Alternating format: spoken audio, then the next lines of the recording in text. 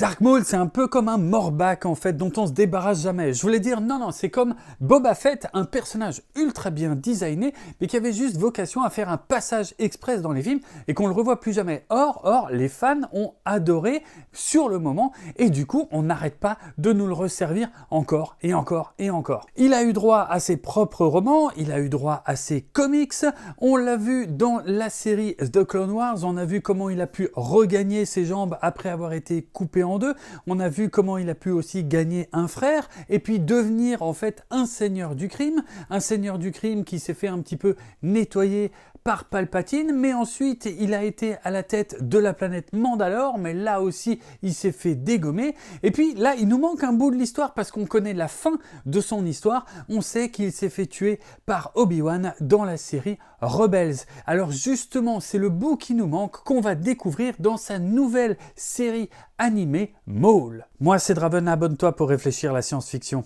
Non, parce qu'il a pas chômé le gaillard, en fait souviens-toi dans Solo, à la fin du film Solo, c'était un petit peu la surprise, en fait on se rendait compte que Maul était devenu un grand seigneur du crime, mais on connaît pas cette histoire, on sait pas trop comment on en est arrivé là.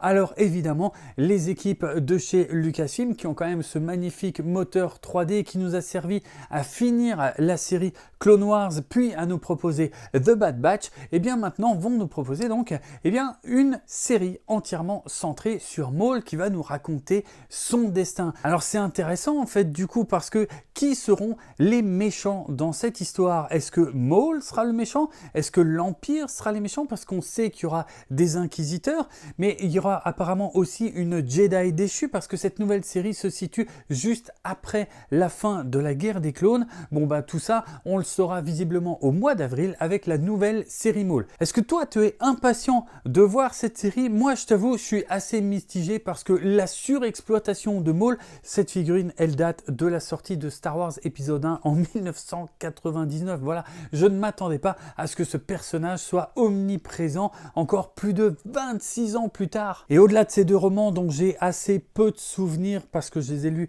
il y a assez longtemps maintenant, franchement voilà, c'est pas non plus un personnage qui me fait complètement délirer. Alors est-ce que toi tu attends les nouvelles aventures de Maul ou est-ce que comme beaucoup de fans de Star Wars t'en as ras-le-bol de ce personnage? Dis-le moi dans les commentaires.